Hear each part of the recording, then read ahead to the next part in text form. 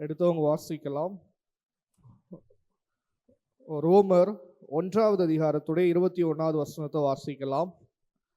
அப்போஸ்தலனாகிய பவுல் ரோமருக்கு எழுதின நிருபம் 1வது அதிகாரம் 21வது வசனத்தை வாசிப்போம்.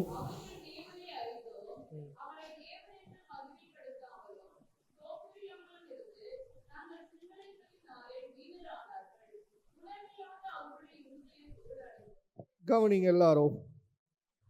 வேதவசனம் தெளிவாய் சொல்லுகிறது. இன்னைக்கு வாலிபர் கூட்டத்தில் இந்த காரியத்தை குறித்து கொஞ்ச காரியத்தை நாங்கள் தியானித்தோம் வாலிபர்களாக. அதனுடைய காரியத்தை இன்னும் கொஞ்சம் ஆழமாக தியானித்தால் நமக்கு நலமா இருக்கும்னு சொல்லி நினைக்கிறேன். ஒரு கூட்டத்தை குறித்து சொல்லப்பட்டிருக்கிறது. அவர்கள் என்று ஆரம்பிக்கிறது அந்த வசனம். அவர்கள் தேவனை அறிந்தும், அவர்களுக்கு தேவன் யாருன்னு தெரிந்தும் கூட வேதம் சொல்லுகிறது அவரை தேவன் என்று மகிமைப்படுத்தாமலும் சோஸ்தரியாமலும் இருந்து தங்கள் சிந்தனைகளினாலே, இதை காலையிலே நாங்கள் சொன்னோம், எதுக்காக தேவனை சோஸ்தரிக்கணும் மகிமைப்படுத்தணும் அப்படின்னா, ஒரு மனிதன் கிறிஸ்துவை அறிந்திருந்தும் அவரை தேவன் என்று மகிமைப்படுத்தாம சோஸ்தரியாம இருந்துட்டு இருந்தான்னா தன்னுடைய சிந்தனையினால எப்படி மாறிடுவானா? வீணரா போயிடுவான். அதனாலதான் சபைகள்ல அதிகமா சொல்றது, தேவனை என்ன பண்ணுங்க, சோஸ்திரம் பண்ணுங்க, கொஞ்ச நேரம் சோஸ்தரிப்போன்னு சொல்லி. சோஸ்தரியாமலும் இருந்து தங்கள் சிந்தனைகளினாலே, நல்லா கவனிச்சு பாருங்க, என் சிந்தனையினாலே நான் எப்படி ஆயிடுவேனா? ரொம்ப ஓவர் திங்கிங், நிறைய விஷயத்துக்கு என்ன பண்ணக்கூடாது, திங்க் பண்ண கூடாது. வேதம் சொல்லுகிறது தங்கள் சிந்தனைகளினாலே வீணரானார்கள். இப்ப அதை குறித்து பார்க்க போகிறது இல்லை, அதுக்கு அடுத்த பார்த்து தான் நம்ம தியானிக்க போறோம். உணர்வில்லாத அவருடைய இருதயம். எல்லாரும் வேதத்தை எடுத்தீங்களா? எல்லாரும் அந்த வசனத்தை வாசிச்சு எடுத்து வச்சு கொள்ளுங்க. தெளிவாய் வேதம் சொல்லுகிறது, உணர்வு இல்லாத அவர்களுடைய இருதயம் இருள் அடைந்தது என்று சொல்லி. அன்பான தேவஜனமே, இந்த கடைசி காலத்துல தேவனை அறிந்திருவர்கள் அல்லது உலகத்தார் எல்லாரும் என்று சொல்லலாம், எல்லாருக்குள்ளேயும் இந்த உணர்வு என்ற ஒன்று குறைந்து கொண்டே வருகிறது. இந்த பிரசங்கத்தின் முடிவுல உங்களுக்கு நன்றாக புரியும், இந்த உணர்வு எதற்கு ஒரு மனிதனுக்கு அல்லது கிறிஸ்துவை அறிந்தவனுக்கு இந்த உணர்வு எதற்கு தேவை என்பது, அல்லது இந்த பிரசங்கத்துடைய முக்கியத்துவம் உங்களுக்கு முடிவுல புரியும் என்று விளங்குகிற. பார்க்கும்போது ஆரம்பிக்கும் போது சாதாரணமா இருக்கலாம், உணர்வு இல்லாத இருதயம் இருளடைஞ்சது, அப்படி என்ன ஆயிர போகுதுன்னு நம்ம நினைக்கலாம். வேதம் தெளிவாய் சொல்லுகிறது, ஒரு கூட்டத்தாருடைய இருதயம் இருளாய் போனதற்கு முக்கியமான காரணம் அந்த இருதயத்தில் உணர்வு என்ற ஒன்று இல்லாமல் போனது. அப்படி உணர்வு என்ற ஒன்று அந்த இருதயத்தில் இல்லாமல் போனதினால அந்த இருதயம் இருளாய் போய்விட்டது. அப்படின்னா அந்த மனிதனுடைய முடிவோ இருளாகத்தான் இருக்கும். அவன் போய் சேர வேண்டிய இடமும் இருளும் அதாவது நம்ம பல்கடிக்கிற அந்த கடினமான நரகமாகத்தான் இருக்கும் என்று மறைமுகமாக சொல்லப்பட்டிருக்கு. அப்ப என்னுடைய இருதயத்துல உணர்வு என்ற ஒன்று போய்விட்டால் என்னுடைய வாழ்க்கையின் முடிவு வேதனை உள்ள இடத்தில் நான் பங்கடைந்து விடுவேன் என்று வேதம் தெளிவாய் சொல்லுகிறது. இதை கொஞ்சம் கவனித்து பாருங்க. ஒரு கடினமான பிரசங்கத்தை அல்ல, நமக்கு புரியும்படியாக கொஞ்சம் நிதானிக்கும்படியாக யோசித்து பாருங்க. ஒரு காலத்துல எனக்கு இருந்த அந்த உணர்வு அது தேவனை தேடுகிற உணர்வாக இருக்கலாம். வேதம் சொல்லுகிறது, தேவனை தேடுகிற உணர்வு உள்ளவன் உண்டோ என்று பார்க்க தேவன் பரலோகத்திலிருந்து கண்ணோக்கினார், நன்மை செய்கிறவன் இல்லை. அப்போ வேதம் சொல்லுகிறபடி தேவனை தேடுகிற அந்த உணர்வை கொஞ்சம் யோசித்து பாருங்களேன். ஒரு காலத்துல நீ ஏன் சொல்றேன்னா, எல்லாருடைய ரட்சிக்கப்பட்ட நாட்கள்ல அல்லது தேவனை அறிந்த நாட்கள்ல அல்லது ஆண்டவருக்குள்ள வந்த நாட்கள்ல தேவனை தேடணும் என்ற இருந்த எனக்குள்ள இருந்த அந்த உணர்வு இன்னைக்கு அதே லெவல்ல இருக்கா? அதோட அதிகமா இருக்கா? அதிகமா இருந்தா சந்தோஷம். ஆனா கொஞ்சம் நாம யோசித்து பாருங்க. ஒரு காலத்துல தேவனை தேடுகிறது, சபைக்கு போகிறது, கூட்டத்துக்கு போகணும்னா அவ்வளவு மகிழ்ச்சியாக சந்தோஷமாக கிளம்புன நம்ம இன்னைக்கு அதே சபைக்கு, அதே கூட்டத்துக்கு அல்லது அதே ஜெபத்துக்கு அல்லது தேவனை தேட வேண்டும் என்றால் அந்த நாட்கள்ல இருந்த அளவுக்கான ஒரு விருப்பம், ஒரு உணர்வு இன்னைக்கு இருக்குதா? எனக்கு அன்னைக்கு இருந்த மாதிரியே இன்னைக்கு இருக்கு. ஏன் அதை விட அதிகமா இருக்குன்னு சொல்றவங்க மட்டும் அல்லேலூயா சொல்லுங்க. அல்லேலூயா. கொஞ்சம் கூட்டத்துக்கு இருக்கு. பொய் சொன்னீங்கன்னா ஆண்டவர்கிட்ட மாட்டிடுவீங்க. என்ன நான் தப்பிச்சிருவேன்? நீங்க தான் மாட்டுவீங்க, ஏன்னா பார்த்துட்டு இருக்கிறாரு, பொய் சொல்ல மாட்டீங்கன்னு எனக்கு தெரியும். அல்லேலூயா. உண்மையாக அதிகமா இருக்கு பிரதர். அன்னைக்கு ஆண்டவரை தேடுற உணர்வு கம்மியா இருந்துச்சு, இன்னைக்கு அந்த உணர்வு எனக்கு அதிகமா இருக்கு. அன்னைக்கு ஆண்டவரை தேடுறதை விட இன்னைக்கு அதிகமாக தேடுகிறேன் என்று நீங்கள் சொல்வீர்கள் என்றால் சரியான பாதையில போயிட்டு இருக்கிறீங்க. அதை காத்துக்கொள்ளுங்கள். அல்லேலூயா. வேதம் தெளிவாய் சொல்லுகிறது, ஒரு மனிதனுக்குள்ள, நாங்க வாலிப கூட்டத்தில் அதான் தியானித்துட்டு இருந்தோம், ஒரு மனிதனுக்குள்ள தேவன் உணர்வு என்ற ஒன்றை வைத்திருக்கிறார். அந்த இருதயத்துக்குள்ள உணர்வுங்கிற ஒண்ணு போச்சுதுன்னா அவருடைய முடிவு பயங்கரமா இருக்கும். நல்லா இதை புரிந்து கொள்வதாக யோசித்து பாருங்களேன். ஒரு காலத்துல கல்வாரியின் சிநேகம் எனக்குள்ள எப்படி இருந்துச்சு. கல்வாரி பாட்டை டிவியில பார்த்தா என் கண்ணில் கண்ணீர் வந்துடும். இந்த குட் ஃப்ரைடே நாட்கள்ல டிவியில இயேசுடைய வாழ்க்கை வரலாறு போடுவாங்க, பார்த்துருக்கீங்களா? போடுவாங்க. போடும்போது அந்த சிலுவை காட்சியை பார்க்கறது கூட நமக்கு தம்பு இருக்காது. ஏன்னா அவரை சிலுவையில் அடிக்கிறது, அவரை பாடுபடுத்துறத பார்த்தா அவ்வளோ என் உள்ளம் பதறும். அல்லேலூயா. ஒரு காலத்துல அந்த மாதிரி பாடல்கள்லாம் பாடும் பொழுதே பக்தங்க கண்ணீர் விட்டு அழுவாங்க அந்த கல்வாரியின் பாடலை படிக்கும் பொழுது. அன்னைக்கு இன்னைக்கு யோசித்து பாருங்களேன், அதே சிலுவை காட்சியை, இன்னைக்கு அதே சிலுவையில் அதே இயேசு கிறிஸ்து தான். ஆனா அன்றைக்கு இருந்த அந்த உணர்வு, இதை புரிந்து கொள்வதற்காக ஒரு வசனத்தை வாசிச்சு பாருங்களேன். நீங்க கேட்கலாம், உணர்வுன்னு சொல்றீங்க, அந்த உணர்வு எதற்காகனா அப்போஸ்தலர் 28 வாசிச்சு பாருங்க. அப்போஸ்தலர் 28 27 வாசிங்க. ம் ம் ம் ம் போதும். இங்கேயும் ஒரு குரூப்பை குறித்து, ஒரு சர்டன் பீப்புளை குறித்து தேவன் சொல்லுகிறார். இவர்கள் கண்களினால் காணாமலும் காதுகளினால் கேளாமலும், அந்த வசனத்தை கவனிங்க, இருதயத்தினால் உணர்ந்து. அப்ப நான் உணர்ந்தாதான் என்ன பண்ண முடியும்? ஒரு பழைய பாடல் உண்டு, குணப்படு பாவி தேவ கோபம் வரும் மேவின்னு சொல்லி ஒரு பாடல் உண்டுங்க. குணப்படணும் என்றால் எனக்கு என்னது வேணுமா? உணர்வு. வேதம் தெளிவாய் சொல்லுகிறது பாருங்க, இருதயத்தில் நான் உணர்ந்து குணப்படாமலும் இருக்கும்படிக்கு வேதம் சொல்லுகிற இருதயம் கொழுத்து இருக்கிறதுன்னு சொல்லி. இன்னொரு வசனத்தை வாசிச்சு பாருங்க, அதே ரோமர் 1:31 வாசிச்சு பாருங்க. எல்லாம் பக்கத்துல தான் இருக்கு, அடுத்த பேஜ் தான். 31 வாசிச்சு பாருங்க.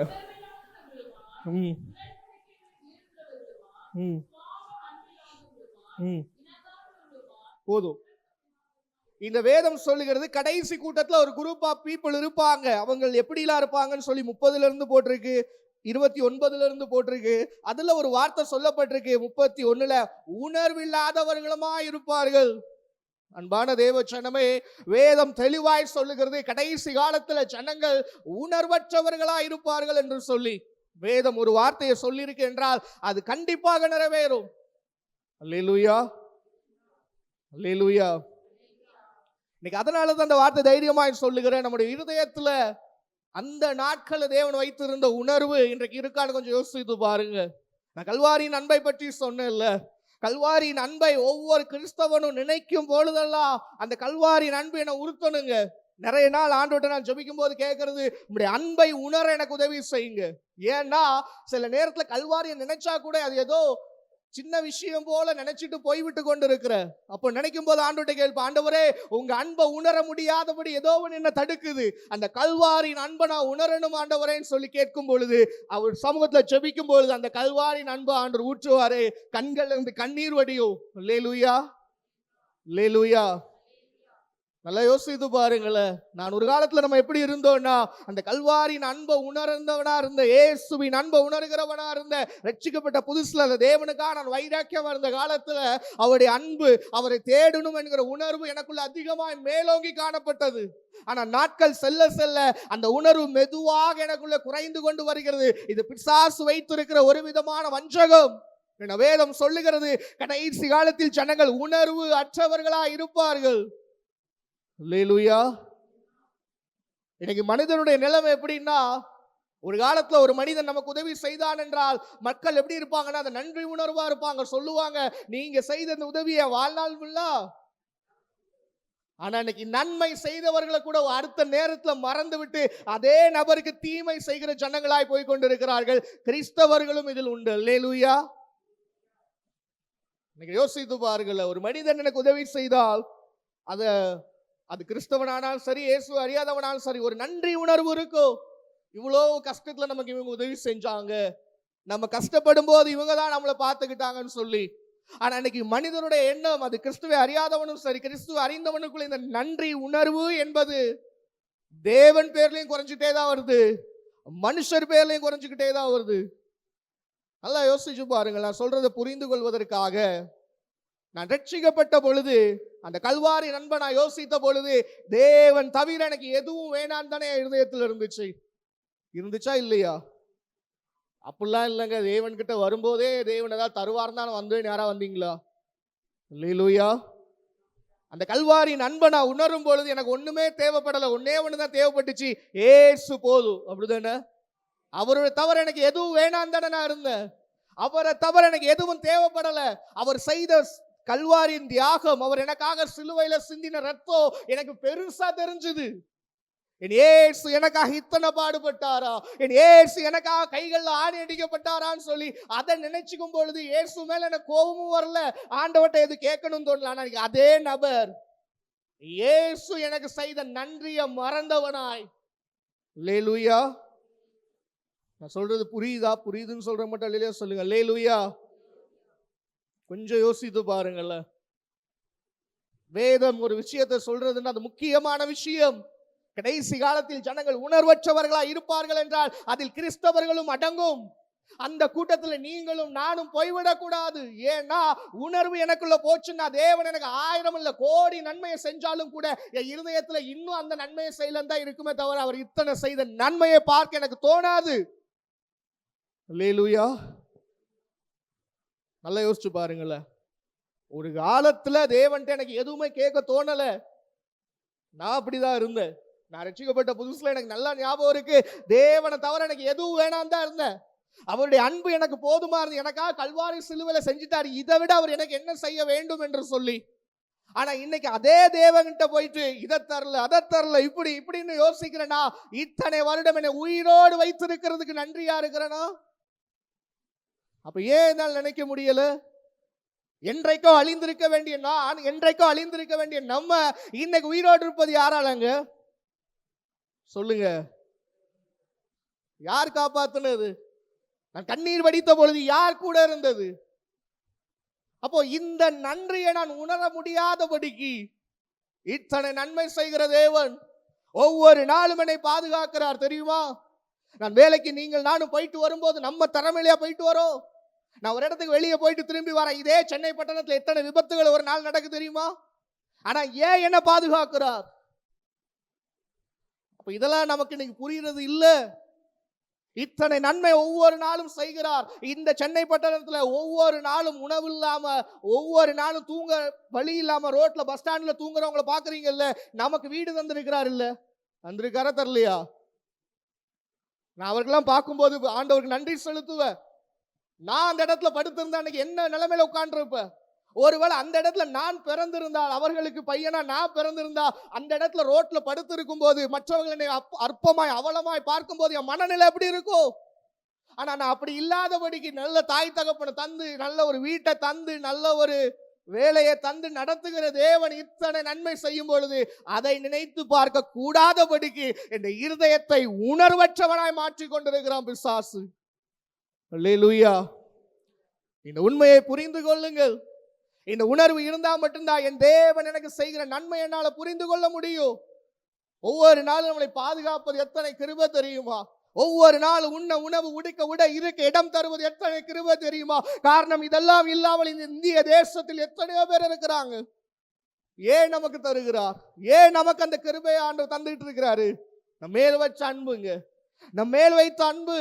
ஆனா அதை நான் இன்னைக்கு உணரக்கூடாதபடிக்கு, இதெல்லாம் என் கண்ணுக்கு பெருசா தெரியாதபடிக்கு இன்னும் என்ன தருவார், இன்னும் ஏன் அதை செய்யல, நான் இதை மட்டும் ஏன் தரமாட்டேங்கிறார், அவங்களுக்கு கொடுக்கிறார் இவங்களுக்கு கொடுக்கல, இந்த மனநிலையே மேலோங்கி காணப்படுது. காரணம் நன்றி உணர்வு எனக்குள்ள இல்லாததினால்.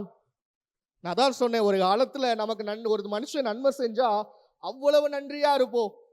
ஆனா இன்னைக்கு அதே மனுஷங்க எத்தனை நன்மை செஞ்சாலும் சரி, அதுலயும் ஒரு குறை கண்டுபிடிக்க தான் யோசிக்கிறோமே ஒழிய இவ்வளவு நன்மை செஞ்சிருக்கிறாங்களே நினைத்து பார்ப்பதில்லை. இது மனிதர்களிடத்திலும் சரி, தேவனிடத்தில் நம்ம அப்படித்தான் இருக்கிறோம். ஒரு உண்மையை சொன்னா, தேவன் உங்களுக்கு எனக்கு செய்த நன்மைக்கு திருப்பி அவர்கிட்ட நமக்கு எதுவுமே கேட்க தகுதி கிடையாதுங்க. அவ்வளவு நன்மை செய்திருக்கிறார், அவ்வளவாய் நம்ம ஒவ்வொரு நாளும் பாதுகாக்கிறார். ஆனா அதை நான் ஏன் இன்னைக்கு உணரலன்னா, வேதம் சொல்லுகிறது கடைசி காலத்து ஜனங்க உணர்வற்றவர்களா இருப்பாங்க. எனக்கும் உங்களுக்குள்ள இருக்க அந்த உணர்வு என்கிற அந்த காரியத்தை பிசாசு கொஞ்சமாக நம்மளை விட்டு எடுத்து போட முயற்சி செய்கிறான். காரணம், எடுத்து விட்டால் நான் என்ன செய்தாலும் எனக்கு உணர்வே இருக்காது. நான் எத்தனை மெசேஜ் கேட்டுட்டு போட்டு, நான் எத்தனை மணி நேரம் ஜெபிச்சாலும் சரி, எனக்கு அந்த உணர்வு இல்லைன்னா நான் மனம் திரும்ப மாட்டேன். அல்லேலூயா, அல்லேலூயா. நீ நல்லா கவனிச்சு பாருங்களேன், சபைகளில் எவ்வளவு பிரசங்கம் பண்றாங்க. இந்த சபை மட்டும் சொல்ல, எல்லா சபையிலையும் மனம் திரும்புகள், தேவராஜ்ய சமீபமாக கேட்கிற எல்லாரும் ஏன் அதை உணர்கிறது இல்ல? எல்லாரும் தானே கேட்கிறார்கள், காது எல்லாருக்கும் தானே இருக்கு, எல்லாருக்கும் இந்த வசனம் போகுதே, ஆனா ஏன் மனம் திரும்ப முடியல? ஒன்றே ஒன்றுதான், கேட்கிறாங்க. வேதம் சொல்லுகிறது படிக்கிறா, உணர்ந்து மனம் திரும்பாதபடிக்கு அல்லது உணர்ந்து குணப்படாதபடிக்கு அவருடைய இருதயம் கொடுத்திருக்கிறதுன்னு சொன்னதை போல, உணர முடியாதபடி, உணர்ந்து மனம் திரும்ப முடியாதபடிக்கு கொல்லாத பிசாசு என்ற இருதயத்தில் உணர்வு என்ற ஒன்றை எடுத்து விடுகிறா. நான் உணர்வற்றவனாய் போய் விடுகிறேன். அதனால தான் தாவீது சொன்னார், கர்த்தாவே என்னை உணர்வுள்ளவனாக்கும், அப்பொழுது நான் நீதியின் வழியில் நடப்பேன். அல்லேலூயா, அல்லேலூயா. நான் சொல்றதை கவனிக்கிறீங்களா? கொஞ்சம் யோசித்து பாருங்களேன். நீங்க கேட்கலாம், அப்படி இந்த உணர்வுல என்ன பெருசா இருக்கு அப்படின்னா, ஒரு வசனத்தை வாசிச்சு பாருங்களேன். யோவான் 16வது அதிகாரத்துடைய 8வது வசனத்தை வாசிங்க.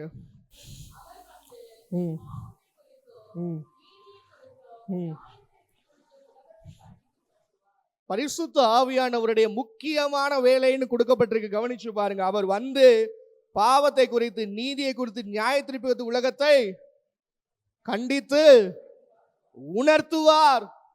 பரிசுத்த ஆவியானவர் வந்து சபையில ஆடிவிட்டு போகிறதுக்கு அல்ல. பரிசுத்த ஆவியான கொடுக்கப்பட்டது முக்கியமான வேலை என்ன தெரியுமா?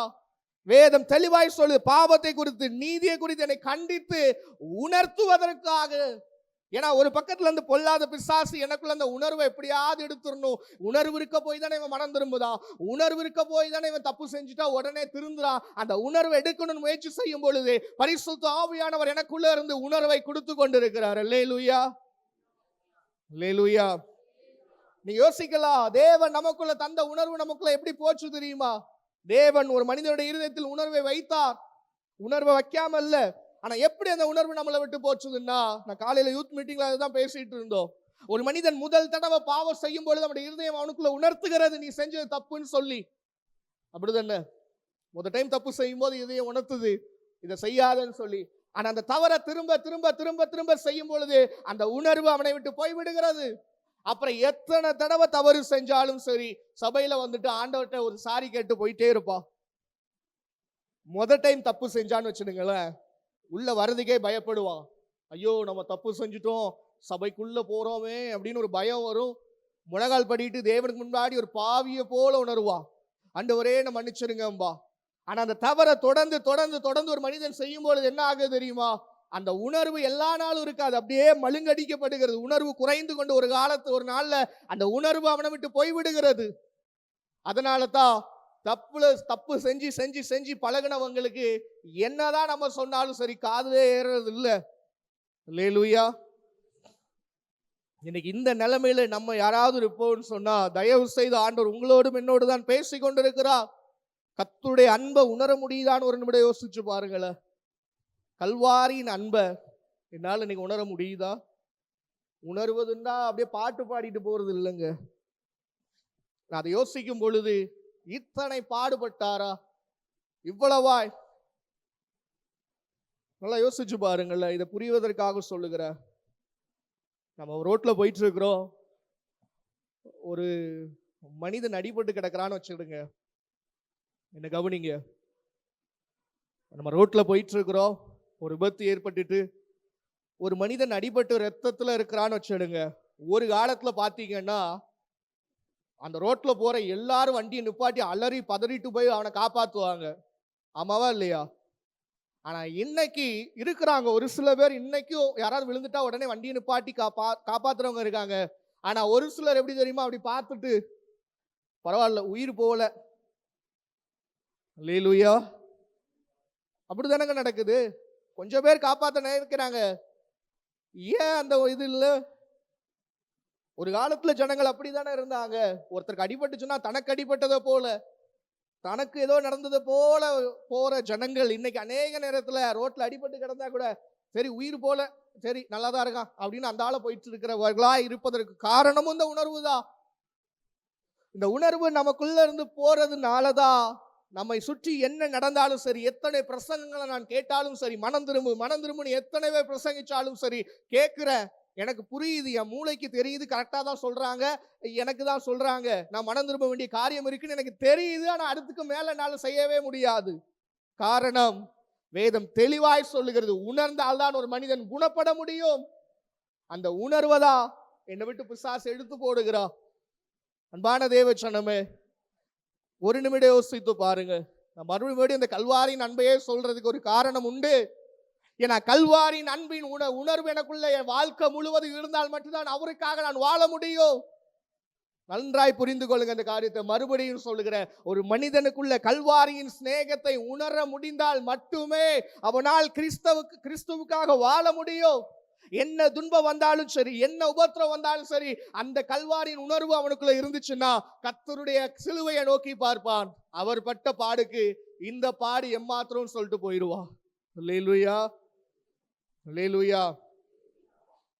கொஞ்சம் யோசித்து பாருங்களேன். நம்ம படிச்ச பாடல்ல தேகம் எல்லாம் வருந்தி சோகம் அடைந்தவரா, இது யாருங்க? யார் இது? நான் நேசிக்கிற இயேசு. நம்ம பிள்ளைக்கு ஒரு அடிபட்டா கண்ணீர் வருது இல்ல? வருதா வரலையா? அல்லேலூயா. ரத்தம் துடிக்குது இல்ல? அங்க ஒருத்தர் தேகம் எல்லாம் வருந்தி சோகம் அடைந்தவராய், அந்த வசனம் சொல்லுது பாருங்க, தேவாதி தேவன் ஏக சுதர்படும் பாடுகள் எனக்காக. இந்த உணர்வு எனக்குள்ள இன்னைக்கு இல்ல. இந்த உணர்வு இன்னைக்கு அநேக கிறிஸ்தவர்களுக்குள்ள இல்லாமல் போய்விட்டது. அன்பான தேவ ஜனமே, இந்த உணர்வு எனக்குள்ள இருக்குமா என்னால் பாவம் செய்ய முடியாது. இந்த உணர்வு எனக்குள்ள இருக்குமா, எத்தனை உபத்திரம் வந்தாலும் என் மனசுக்குள்ள இந்த பாட்டை பார்ப்பேன், அந்த தேவனை நோக்கி பார்ப்பேன். எனக்காக இத்தனை பாடுகள் சகித்தேன், இயேசுக்கு முன்னாடி நான் படுற பாடுகள் ஒன்றுமே இல்லைன்னு சொல்லி என்னால் எழுந்து செல்ல முடியும். அது இல்லாததுனால தான், இந்த உணர்வு எனக்குள்ள கொஞ்சம் கொஞ்சமாய் மழுங்கடிக்கப்படுவதனால தான் சின்ன உபத்திரம் வந்தால் நிற்க முடியறது இல்லை. சின்ன காரியம் வந்தவனா தேவன் மேல கோபத்துல அவர் மேல முறுமுறுக்கிறவனாய் மாறிக்கொண்டு இருக்கிற. அதனால தான் சொல்றேன், கல்வாரியின் அன்பை ஒரு கிறிஸ்தவன் ஒவ்வொரு நாளும் உணர்கிறவனாய் இருக்க வேண்டும். அந்த உணர்வு என்ன விட்டு போயிடக்கூடாதுங்க. ஒருவேளை உணர்வு வரலன்னா தயவு செய்து தேவன்கிட்ட கேளுங்க, ஆண்டவரே என்ன உணர்வுள்ளவனாக்குங்க. உங்க தேவ அன்பை என்னால உணர முடியாதபடிக்கு ஏதோ ஒன்று என்ன தடுக்குது, என்ன உணர்வுள்ளவனாக்குங்கன்னு சொல்லி பாருங்க. அந்த உணர்வை கட்டளையிடுவாருங்க. நம்ம வாசிக்கலாம். சரி, இந்த உணர்வு எனக்குள்ள வரணும்னா நான் என்ன செய்யணும்? வேதம் அதற்கும் சில காரியத்தை சொல்ல வச்சிருக்கு பாருங்க. காலையில இதையும் தியானித்தோம். நீதிமொழிகள் 2வது அதிகாரத்துல 2வது வசனத்துல இருந்து 5வது வசனம் வரைக்கும் வாசிச்சு பாருங்க.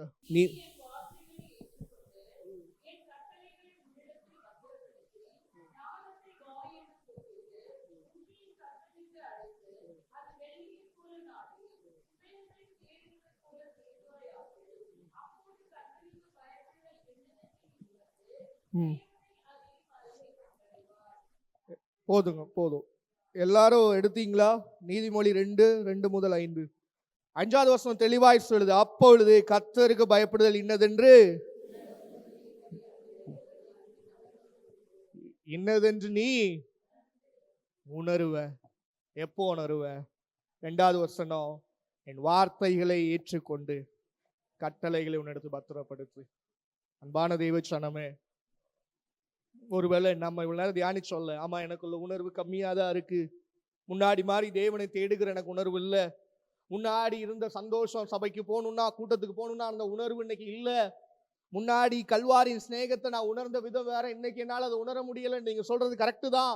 நான் இப்போ என்ன பண்ணணும்னு சொல்லி ஒருவேளை யோசிச்சீங்கன்னா, உங்களுக்காக தான் தேவன் சொல்லுகிற முதலாவது காரியம், அவருடைய வார்த்தைகளை ஏற்றுக்கொண்டு அவருடைய கட்டளைகளை பத்திரப்படுத்துவோமானால் அப்பொழுது கர்த்தருக்கு பயப்படுதல் இன்னதென்று நாம் உணர முடியும். அதுக்கு அர்த்தம் என்னன்னா, தேவ வார்த்தைக்கு ஒரு மனிதன் செவி கொடுக்க ஆரம்பிக்கும் பொழுது எந்த உணர்வை இழந்தானோ அதே உணர்வு திரும்ப வருகிறதுங்க. இதுக்கு இன்னொரு வசனத்தை வாசிச்சு பாருங்க. சங்கீதம் 119ல 104 வாசிச்சு பாருங்க.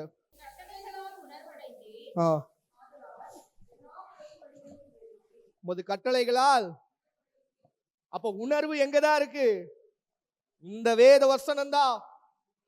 நம்ம ஒருவேளை நீங்க உணர்வு என்னன்னு கடைசி காலத்துல தேவன் சொன்னார்ல, உணர்வற்றவர்களாய் ஜனங்கள் இருப்பார்கள் சொல்லி அந்த கூட்டத்துல இருந்தீங்கன்னா செய்ய வேண்டிய முதலாவது காரியம் இந்த வேத வசனத்தை வாசிங்க. இந்த வேத வசனத்துக்கு செவி கொடுங்க. இந்த வேத வசனத்தை நம்மிடத்தில் காத்து இதை பத்திரப்படுத்தி பாருங்க. எந்த உணர்வை இழந்தோமோ அதே உணர்வு திரும்ப வரும். அல்லேலூயா, அல்லேலூயா. இதைத்தான் காலையில் நாங்க கொஞ்சம் தியானிச்சோம். ஆக்சுவலா கொஞ்சம் எப்படி அந்த உணர்வு வருதுன்னு சொல்லி ஒரு நீங்க கேட்கலாம், அந்த வேத வசனத்தை வாசிக்க நான் உணர்வு வந்துருமா, வேத வசனத்தை நான் கேட்கறதுனால உணர்வு வந்துருமான்னா, ஒரு மனிதன் நல்லா புரிஞ்சுங்க, உணர்வற்றவனா மாறி விட்டான்னு வச்சுடுங்க, எத்தனை பிரசவம் பண்ணுவோம், 1 மணி நேரம் இல்லை 2 மணி நேரம் பிரசங்கம் பண்ணாலும் கரெக்டு நல்லா புரிஞ்சுங்க, கரெக்டுன்னு தெரியும், அவனுக்கு கரெக்டாக தான் சொல்றாங்கலாம் தெரியும், மூளைக்கு அறிவு இருக்கிறதுனால தெரியும். ஆனா மனம் திரும்ப முடியாதபடிக்கு உணர்வு இல்லை. அப்போ அவன் என்ன பண்ணுவான் அப்படின்னா, அடுத்து இந்த வேத வசனத்தை வாசிக்கிறான்னு வச்சுடுங்க, ஒரு டைம் கேட்க மாட்டான், 2வது டைம் கேட்க மாட்டான். ஒரு நேரத்துல அவன் தொடர்ந்து இந்த வேத வசனத்தை வாசிக்க ஒரு நாள் தவறு செய்யும் போது இந்த வேத வசனம் பேசும். ஒரு நாள் பொய் சொல்ல அவன் முயற்சி செய்யும் போது வேத வசனம் சொல்லுது, பொய் சொல்லாதிருப்பாயாக சொல்லும் பொழுது, ஆமா இல்ல வேதத்தை வாசிச்சோல்ல பொய் சொல்லக்கூடாதுன்னு சொல்லி உணர்வுள்ளவனாய் மாறவா. அதை தொடர்ந்து செய்யும் போது வேத வசனம் தெளிவாய் சொல்லும் போது, கட்டளைகளால் உணர்வடைந்தேன்.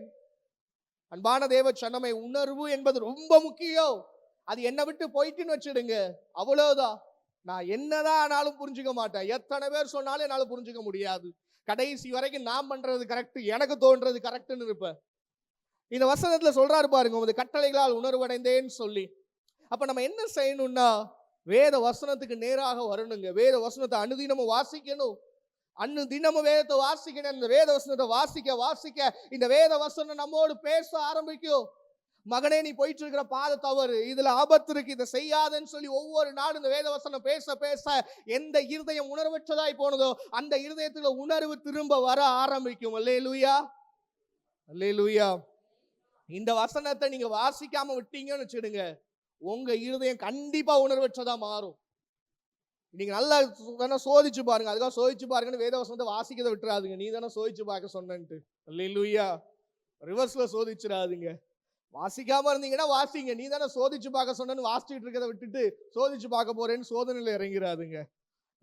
சோ யோசித்து பாருங்க, இந்த வேத வசனத்தை ஒரு மனிதன் வாசிக்கும் பொழுது, அந்த வேத வசனத்தை தனக்குள்ள காத்து அதை பத்திரப்படுத்தும் பொழுது, தாவீதும் சொல்லுகிறார், கட்டளைகளால் உணர்வடைஞ்சேன்னு சொல்லி அந்த உணர்வு எனக்குள்ள வருகிறது. 2வது இந்த உணர்வு வரணும்னா என்ன வேதம் சொல்லுகிறது பாருங்க, யோபு 32:8 வாசிச்சு பாருங்க.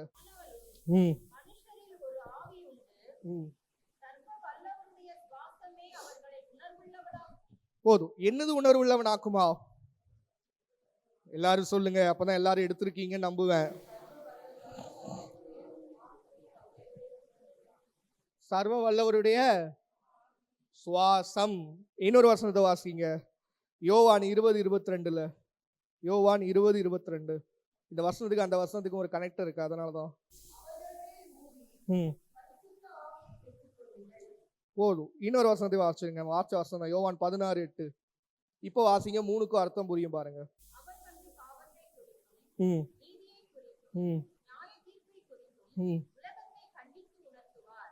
இப்போ நான் 3ஐயும் சொல்றேன் பாருங்க.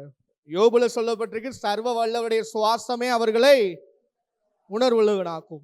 யோவான் 20:22 சொல்லுது, அவர்கள் மேல் ஊதி அல்லது தம்முடைய சுவாசத்தை அல்லது தம்முடைய நாசின் சுவாசத்தை ஊதி பரிசுத்த ஆவியை என்ன பண்ணாரா? கொடுத்தாரா. இப்ப 3வது நம்ம 16:8 சொல்லப்பட்டிருக்கு, அந்த பரிசுத்த ஆவியானவருடைய வேலை நான் முதல்ல சொன்ன பாவத்தை குறித்து, நீதியை குறித்து, நியாய தீர்ப்பை குறித்து உலகத்தை நல்லா புரிஞ்சுக்குங்க. 2வது ஒரு மனிதன் உணர வேண்டும் என்றால் அவனுக்கு தேவை இந்த பரிசுத்த ஆவியானவர். அன்பான தேவ சனமே, பரிசுத்த ஆவியானவரை பெற்றுக்கொள்ளாம ஒரு மனிதன் உணர்வடைய முடியாது. ஏன்னா பரிசுத்த ஆவியானுடைய முக்கியமான வேலை இதுதான், உணர்வுள்ளவனாக்குவது என வேதம் சொல்லுகிறது. அந்த வசனத்துல பாருங்க, பரிசுத்த ஆவியானவர் என்ன பண்ணுவார்னா, பாவத்தை குறிச்சு நீ பாவம் செய்யாத, பாவத்தை விட்டு விலகுன்னு சொல்லி, அதே போல நீதியை குறிச்சு எது நீதி, எதுல நடக்கணும்னு சொல்லி, நியாய தீர்ப்பை குறித்து ஒரு நாள் இருக்கு, ஒரு நாள் வரப்போது, நீ நினைச்சுக்கிட்டு இருக்கிற மாதிரி அது இருக்காதுன்னு சொல்லி எனக்கு உணர்த்துவதற்காகத்தான் இந்த பரிசுத்த ஆவியானவர் கொடுக்கப்பட்டார். நிறைய பேர் பரிசுத்த ஆவியானவர்னா அந்நிய பாஷை பேசிட்டு அப்படியே டான்ஸ் ஆடிட்டு போறதோட வேலை முடிஞ்சதுன்னு நினைச்சுக்கிறாங்க. அது அல்ல, அது ஒரு விதமான ஒரு ஜஸ்ட் ஒரு ஸ்டார்டிங் தான். ஆனா பரிசுத்த முக்கியமான நோக்கம் எங்கதான் இருக்கு? அல்லேலூயா. பரிசுத்த உங்க மேல் வரும்பொழுது நீங்கள் பலன் அடைந்து எனக்கு சாட்சிகளா இருப்பீங்கன்னு சொன்னார்ல. அப்போ அது பலன் வரணும்னா நான் உணர்வு அடையணும். அன்பான தேவ ஜனமே, இரண்டாவது காரியம், இந்த உணர்வை நான் பெற்றுக்கொள்ள வேண்டும் என்றால் பரிசுத்த ஆவியானவர் தேவை. இங்க இருக்கிறவங்க யாராவது இன்னும் பரிசுத்த ஆவியை பெற்றுக்கொள்ளாம ஏமாத்திட்டு இருந்தீங்கன்னா தேவன் உங்களோடு தான் பேசுகிறார். பரிசுத்த ஆவியானவரை பெற்றுக்கொள்ளுங்க. ஏன்னா பரிசுத்த ஆவியானவரை பெற்றுக்கொள்ளாம ஒரு மனிதனால் உணர்வடைய முடியாது. அல்லேலூயா. இந்த உணர்வை குறித்து இன்னும் சொல்ல போனா, இன்னைக்கு அநேக நேரத்துல நமக்கு தாய் தகப்பனுடைய அன்பையும் கூட உணர முடியாதவர்களாய், அப்படிதானே? அல்லேலூயா. அன்னைக்கு இருந்த பிள்ளைகளையோ இன்னைக்கு இருக்கிற பிள்ளைகளையும் கொஞ்சம் யோசித்து பாருங்க. இன்னைக்கும் நல்ல பிள்ளைகள் இருக்கிறாங்க, அதுக்காக என் பிள்ளையை குறை சொல்லிட்டான்னு யோசிக்காதுங்க. நல்ல பிள்ளைகள் இருக்கிறார்கள். ஆனா அந்த காலத்துல தாய் தகப்பன் மேல வைத்திருந்த ஒரு பாசம், ஒரு மரியாதை இந்த கால பிள்ளைகளுக்கு கொஞ்சம் இருக்கா? சொல்லுங்க. இல்லைன்னு சொன்னா நம்ம பிள்ளையே இல்லைன்னு சொல்லிடுவோம்னு நினைக்கிறீங்களா? உண்மையை நீங்களே யோசிச்சு பாருங்களேன். இதுக்கெல்லாம் என்ன காரணம்னு என்னைக்கா யோசிச்சீங்களா? ஒன்றே ஒன்றுதான், உணர்வு இல்லை. உணர்வு இல்லை. நான் இந்த காரியத்தை மறுபடியும் சொல்றேன். இது முக்கியமான காரியம் எனக்கு தெரியும்.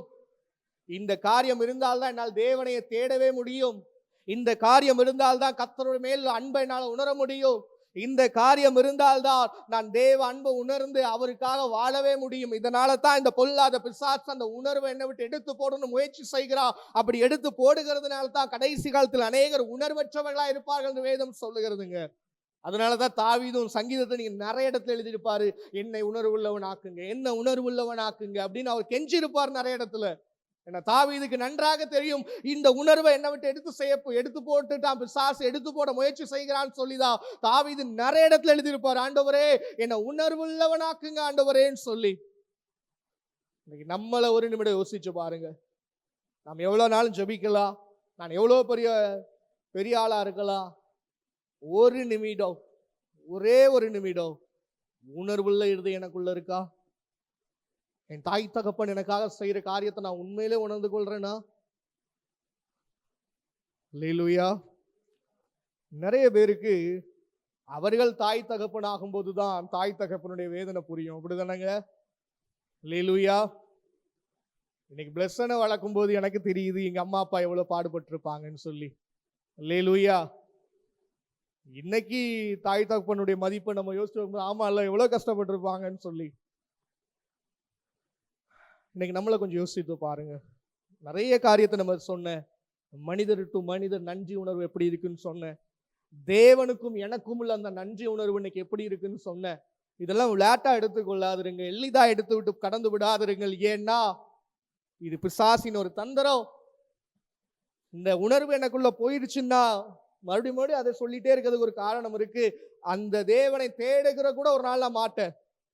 ஏன்னா தேவனை தேடுகிற அப்ப உணர்வு இருந்தாதான் என்னால் என்ன பண்ண முடியும்? சொல்லுங்க.